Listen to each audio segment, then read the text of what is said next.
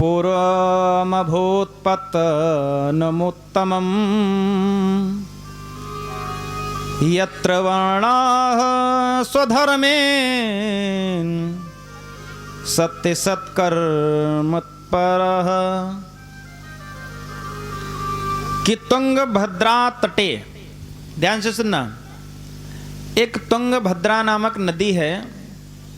तुंगभद्रा तटे, उसी के तट पे एक गांव है, वहां पर एक रहते हैं ब्राह्मण देवता बड़े ही अच्छे, श्री आत्मदेव जी महाराज। देखिए जो हमारा शरीर है ना,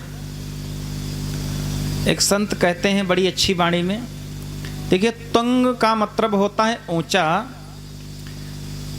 और भद्रा, भद्र माने होता है कल्याण। हम सब लोग आत्मदेव हैं, समझ लीजिएगा, ध्यान से सुनना। अगर एक दृष्टि से देखा जाए तो हम सभी लोग आत्मदेव ही हैं। तुंग माने ऊंचा और भद्रा माने कल्याण। तो ये शरीर जो है ना, ये सबसे ऊंचा कल्याण के लिए मिला है, और इसमें जो रहते हैं क्या, आत्मदेव। जो हमारी आत्मा है वही तो देवता परमात्मा है। वो आत्मदेव इस जो है कल्याणकारी मनुष्य शरीर में रहते हैं। देखिए परमात्मा का चिंतन अगर अध्यात्म की दृष्टि से करें, भगवान के प्रेम से करें, तो हमें सभी भगवान की लीलाएं और कथाएं आनंदमय महसूस होंगी। अन्यथा तो अपना अगर हम साधन ढूंढें, उस धर्म की आड़ में भोग करें, किसी वस्तु को नकार करके, तो हमें वो अपोजिट नजर आएगी।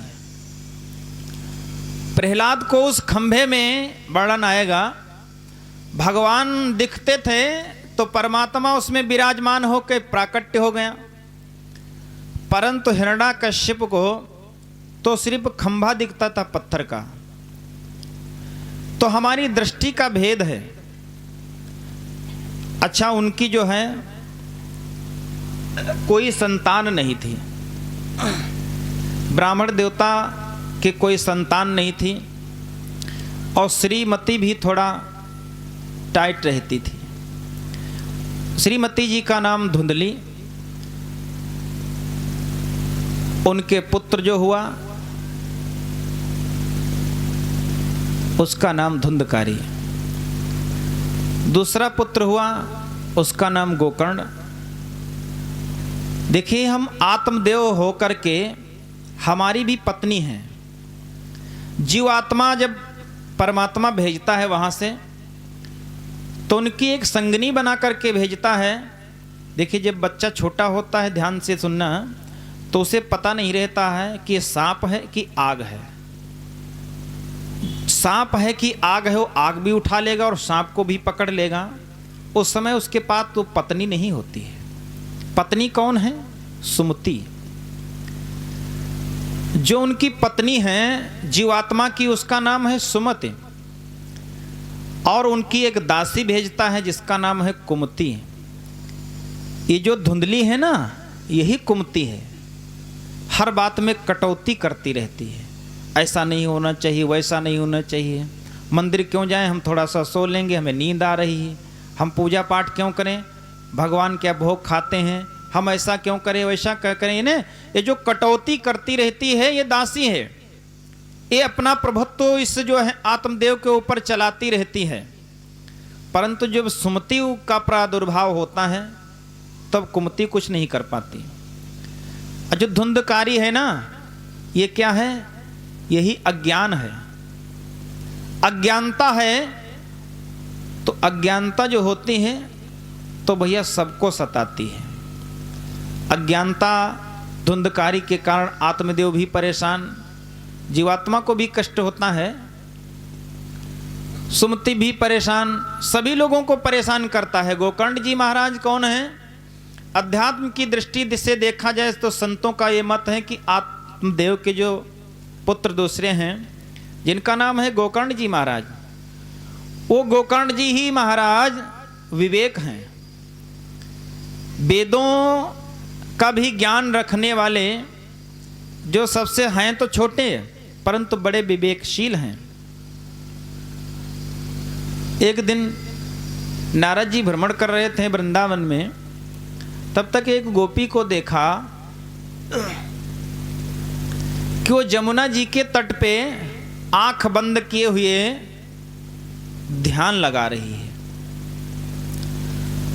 तो नारद जी महाराज को आश्चर्य हुआ कि यह गोपी ध्यान क्यों लगा रही, क्योंकि ध्यान हम लोग जब लगाते हैं तो परमात्मा के लिए लगाते हैं, और भगवान तो इनके आसपास खेलते रहते हैं, विराजमान हैं, अवरुद्ध हैं, यहाँ पर माखन चोरी आदि लीलाएं करते हैं। तो ये गोपी ध्यान किसका लगा रही? हम लोग जब ध्यान लगाते हैं तो भगवान का, भगवान तो इनके घर ही में रहते हैं, तो ये ध्यान क्यों लगा रही? नारद जी महाराज गए, कहने लगे देवी आप किसका ध्यान लगा रही हैं? तो गोपी ने कहा महाराज मैं ध्यानवान तो जानू ना। बोले क्यों? आंख बंद करके ध्यान ही तो लगाया जाता है। बोले मैं ध्यान ना लगा रही, फिर क्या कर रही हैं? बोले मैं तो ध्यानवान तो जानती ना, ये जो नंद का छोरा है मुझे बहुत तंग कर रखा है। तो आंसू ये मन में विचार करूं कि कैसो न कैसो ये नंद का छोरा चलो जाए यहां से। कहां से? चित्त से। नारद जी को बड़ा आश्चर्य हुआ कि जन्म जन्म मुनि जतन कराही और अंतराम मुख आवत नाही। कि परमात्मा के लिए मुनि संत जन्मों जन्मों तक जतन करते हैं कि कम से कम नहीं यहाँ आए तो अंत में मुख में ही आ जाएं, अंत में ही राम निकल जाए, निकलता नहीं। ये गोपी जो है कह रही कि नंद का छोरा यहाँ जो बैठा है ना वो निकल के भाग जाए। बोले भगाना क्यों चाहती हो? बोले एक बात दिन की बात बताऊं महाराज, क्या हुआ? मैं गाय दोह रही थी तो मासू पास नंद का छोरा आयो, कहो भाभी तू क्या कर रही है? दूध बना बना के ले जा रही है भर भर के मटका से, मैं सुबह से भूखा डोल रहा, मको ना पियाएगी? बोली हाँ आजा। ओ बाबा तो कहा बताऊं, नंद का छोरा बगल में बैठ गयो और मैं दूध दोहती रही और वो गटागट पीतो गयो, गटागट पीतो गयो। उसके बाद कुछ देर बाद जब मेरी सास ने आवाज लगाई, उरी क्या कर दिया तूने? अरे नाश कर दिया तूने तो, सब बर्बाद कर दिया दूध। अरे तो मैंने कहा मैं तो नंद लाला के छोरा को दूध पिला रही। बोले दूध पिला रही देख तो। और मैंने जब मुझे झिझकोरा उसने ऐसे, तो मैंने आंख खोल के देखा, बाबा नंद का छोरा वहां ना, सारा दूध मैंने जमीन में निकाल दिया। बहुत खरी खोटी गाली मैंने सुनी। बोली चल जा, दूध तो नाश कर दिया, जा खाना जल्दी से बना, जा करके भोजन, जा तू धान कूट ले, तब तक मैं और काम कर रही। मैं धान कूटने लगी, तो जब धान कूटने लगी तब तक नंद का छोरा आ गयो। बोले री भाभी तू क्या कर रही है? तेरी सहायता करूं? बोले आ तू लाला सहायता मत करिए, तू बैठ जा, बस तू देखता रह, मैं तुझे देखती रहूं, मैं अपना काम अपने आप करे लूं। नंद का छोरा बैठ गयो और मैं उससे बतलाने लगी, मूसल ऊपर ही किए हुए। मैं बतलाती ही रही, वो इधर उधर की सुनाता गया, मैं सुनती गई। 2-3 घंटा हो गया। जब 1 घंटे बाद आई मेरी सास, उन्होंने कहा क्या कर धान कुट गए? मुझे जब हिलाया तो मैंने देखा कि वहां नंद का छोरा था ही नहीं, मैं दो मूसल लिए ऐसे खड़ी थी। तो बाबा फिर मुझे बहुत सारी गालियां मिली। मैं ये बाद में सोचती रही कि मेरी ये भ्रम थी, मैंने जो चित्त में बिठा रखा है ना उसको, वही मुझे महसूस हुआ कि नंद का छोरा बगल में है, मैं उससे ही बतिया रही थी। वो कह रही किससे बड़बड़ा रही है, धान नहीं कूटी। मुझे अब पता चला बाबा कि मैं अपने आप से ही बतला रही थी। ये जो नंद का छोरा यहाँ बैठा है ना, मैं ध्यानवान तो जानू ना बाबा, मैं तो सोचूं ही कि यहाँ से वो चला जाए। जब यहाँ से चला जाएगा तो मुझे काम करना सुगमता से आएगा, नहीं तो मैं रोज गाली सुनती। नारद जी प्रणाम किए उस गोपी को, देवी तेने कौन से जन्म में पुण्य किए होंगे जो तुझे ऐसा अवसर प्राप्त हुआ है। देवी तू जिस परमात्मा को ऋषि मुनि संत ध्यान लगाकर भी पाते नहीं, उसका तो जो है ध्यान लगा करके हटाना चाहती है।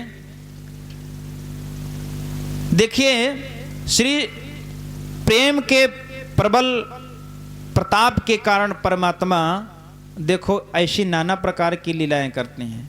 हम लोग आत्मदेव सूत जी महाराज कहते हैं, अगर अध्यात्म की दृष्टि से देखा जाए तो विवेक का जिसने सहयोग किया और सुमति को लाया तो आत्मदेव का कल्याण हो सकता है।